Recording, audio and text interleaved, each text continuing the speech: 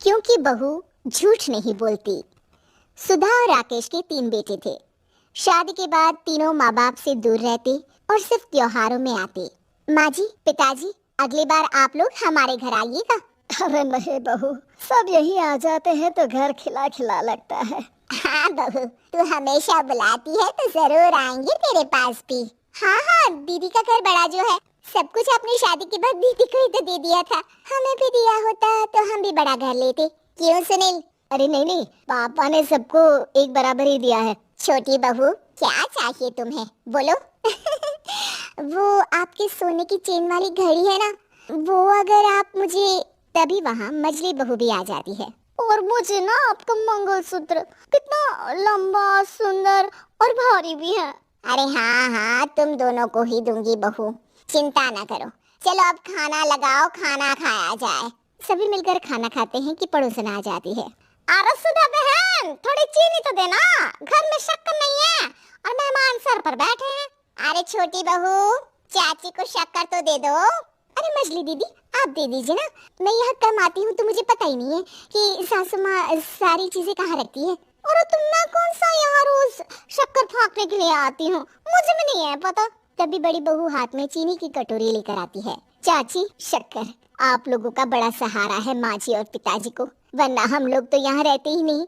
आप जैसे पड़ोसी हैं तो हम निश्चिंत है। और जीते रहे बहू, अब तो ये घर पड़ोस कम परिवार ज्यादा लगता है। सुधा अपनी बड़ी बहू को देखकर बहुत खुश रहा करती थी। वो उससे अक्सर घंटों बात भी किया करती, लेकिन दोनों दूसरी बहुओं का भी वो समझती थी कि शायद छोटी है, वक्त आने पर संभल जाएंगी। समय आ जाता है जब सभी को वापस जाना होता है।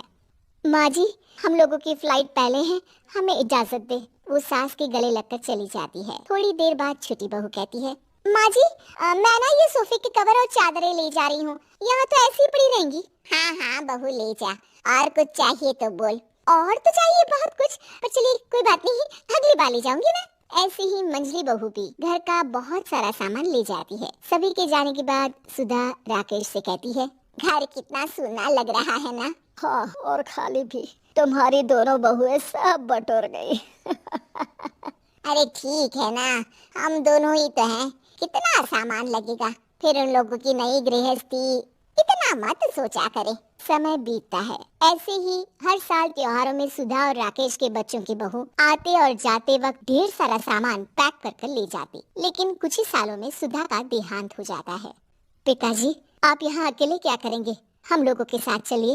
अरे नहीं बहू, इस घर में सुधा की यादें हैं, मैं उसे नहीं छोड़ सकता हूँ। अब तुम लोगों की माँ नहीं रही, देख लो, वैसे तो मैंने उसके जीते जी सब कुछ दे दिया है, लेकिन कुछ उसका पर्सनल कीमती सामान था जो ये है, ले लो।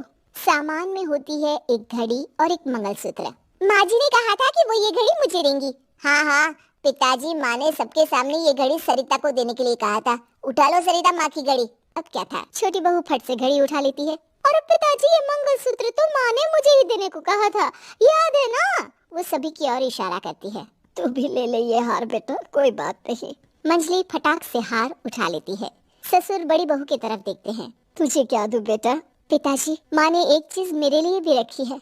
सभी के कान खड़े हो जाते हैं कि आखिर सास ने क्या रखा होगा बड़ी के लिए। अरे माँ जी तो दीदी से प्यार भी ज्यादा ही करती थी, हमेशा उनसे बात किया करती। जरूर कोई बड़ी और अपनी प्रिय चीज दी होगी दीदी को। और देख लेते हैं ना, वरना तो हम भी बराबर का बंटवारा करेंगे। हाँ, कर लेना बंटवारा। लेकिन बड़ी बहू बताओ तो, सुधा ने क्या रखा है तुम्हारे लिए? अभी तो हम लोग यही हैं पापा जी, जब जाने लगेंगे तो बता दूंगी। बड़ी बहू के मुंह से ये बात सुनकर बाकी 2 बहुएं सोचने लगती हैं कि आखिर क्या है जो दीदी को सासू माँ देकर गई है। दीदी, ऐसा तो नहीं ना कि पूरे घर का आधा हिस्सा माँ बड़ी भाभी को देकर गई हो। तभी वहाँ ससुर आ जाते हैं। नहीं, ऐसा कुछ नहीं है, मकान तो तुम तीनों का बराबर से है। देखो, बड़ी बहू से तुम्हारी सास ज्यादा जुड़ी थी, न जाने क्यों घंटों बात किया करती थी, पता नहीं क्या देकर गई है उसे। और ससुर जी, आपको क्या पता, चालाकी से पूरे घर के पेपर में साइन करवा लिए हो, या फिर कोई छुपा गहना। आखिर मकान पूरा तो आपने सासू माँ के नाम ही कर रखा था ना। अब घर में ये सस्पेंस बन जाता है कि आखिर बड़ी बहू क्या लेकर जाएगी। फिर वो दिन भी आ जाता है जब बड़ी बहू के जाने का समय हो जाता है। बेटा, परसों तुम चली जाओगी, बताया नहीं, माँ ने तुम्हें क्या दिया? घड़ी और हार जो बेशकीमती था और तुम्हारी सास को सबसे ज्यादा प्रिय था, उसका तो बंटवारा भी हो चुका है।